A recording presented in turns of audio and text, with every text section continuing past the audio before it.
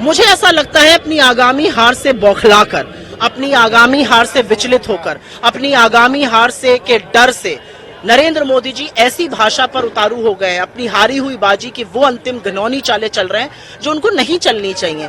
मंगलसूत्र से अब बात मुजरे पर आ गई है। इस देश का प्रधानमंत्री एक राजनेता मंच से, चुनावी मंच से मुजरा शब्द का प्रयोग एक बार नहीं बार बार कर रहा है। ये कितना नारी विरोधी, कितना सेक्सिस्ट शब्द है। इसके लिए नरेंद्र मोदी को माफी मांगनी चाहिए। आप मात्र शक्ति की बात करते हैं, आप मात्र शक्ति के नाम पर वोट मांगते हैं, हाथरस पर चुप रहते हैं, लखीमपुर पर चुप रहते हैं, शाहजहांपुर पर चुप रहते हैं, उन्नाव पर चुप रहते हैं, ब्रजभूषण के साथ खड़े रहते हैं, बिल्किस पर चुप रहते हैं, अंकिता भंडारी पर चुप रहते हैं, आईआईटी बीएचयू में जो रेपिस्ट थे वो आपकी आईटी सेल के लोग थे, आप चुप रहते हैं। और यहां पर आकर आप मातृशक्ति की बात करिएगा। अगर मातृशक्ति की जो व्यक्ति वाकई में यकीन करता, वो मुजरे शब्द का प्रयोग नहीं कर सकता था। प्रधानमंत्री मोदी को कान पकड़ के इस देश की आधी आबादी से माफी मांगनी चाहिए। पूरा कैबिनेट यहाँ पे दिख रहा है भाजपा का, क्या लगता है इस बार ज्यादा ही डर है?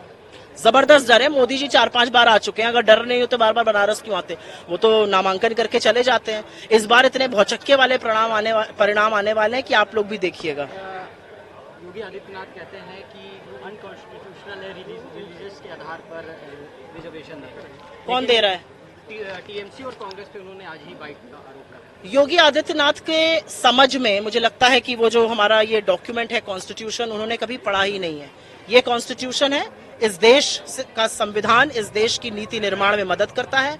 हम इस संविधान से चलते हैं। हमारे लिए इससे ज्यादा सीक्रेट डॉक्यूमेंट दूसरा कोई नहीं है।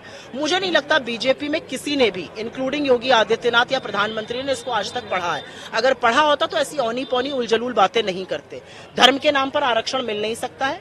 ओबीसी को आरक्षण गुजरात में मोदी जी ने मुस्लिम्स को दिया, एमपी में बीजेपी की सरकार ने मुस्लिम्स को दिया, और अब बरगलाने की बात कर रहे हैं क्योंकि इनकी बखिया उधड़ गई, क्योंकि कलई खुल गई और सबको पता चल गया कि ये कॉन्स्टिट्यूशन बदलना चाहते थे। इसलिए अब ये बड़े पिछड़ों के और दलितों के नुमाइंदे बन रहे हैं।